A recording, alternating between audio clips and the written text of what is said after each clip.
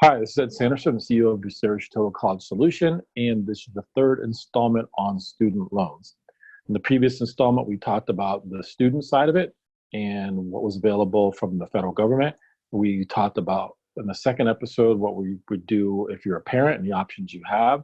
And we've kind of put this all together and called the good, the bad, and the ugly because student loans serve a purpose, which is good. Bad, sometimes the terms are a little unclear and it can be a little expensive.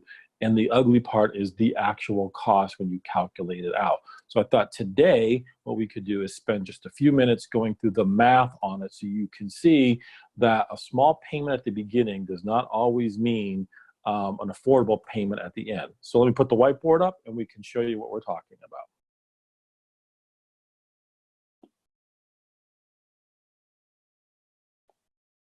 All right, so here we go.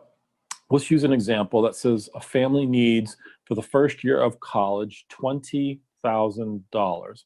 Well, in order to get $20,000 on a parent loan, PLUS, parent loan for undergraduate students, that loan's going to cost you 4.236% as of the day of this recording. So just in fees, you've got to add $847.20 to this loan to get the $20,000. So it's $20,847.20. Now that you've got that, the privilege of paying extra to get access to the money, now you've got to calculate the interest in the payment. So this payment is over 10 years. That's the term, at 7.08%. So let's do the math on that. $20,847.20, 10 years, 7.08% is going to give you your first payment of $242.91. Now, two things. One, this is where most people go, oh, $241.91, that's not bad. I can take care of that piece of cake. Well, remember, I said it's the first because this covers the amount of money you need for the first year of school. Well, what about the second year? You've got to come back to the table. You've got to borrow another $20,000.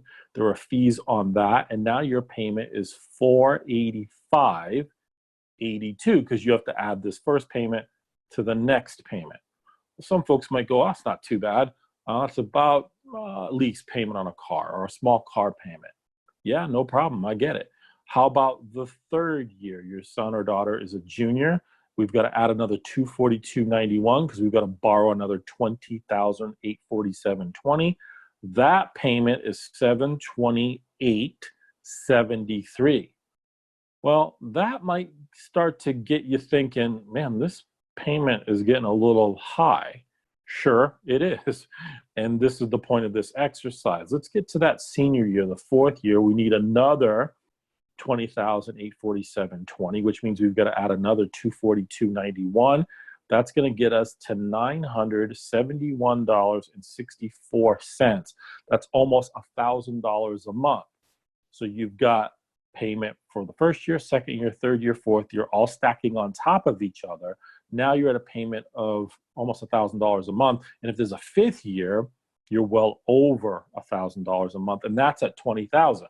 If it's $40,000 a year for education, you basically have to double those numbers. But here's even the worst part. You needed $20,000 for 4 years, which is $80,000. That's what you need.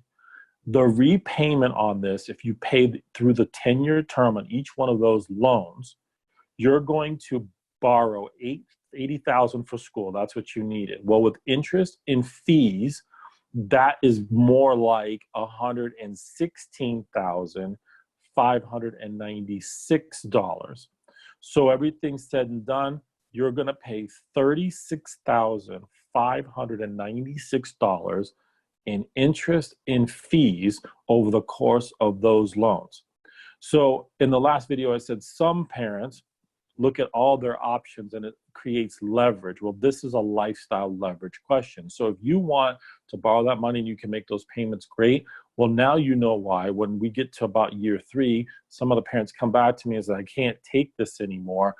I need to refinance this. And by refinancing, a lot of times they go to their house because that allows them the greatest payment flexibility and schedule. And then keep this in mind. This is for one student. What do we do when we get to student 2 or student 3? So parent loans, plus loan for undergraduate students, they have their place. They seem like a good deal on the surface, but you got to make sure you do all the math. And by doing all the math, you'll see what it's going to cost you to borrow this money from the federal government. This is Ed Sanderson. I'm the CEO of Duceris, your Total College Solution, and we'll see you on the next edition of the College Planning Minute.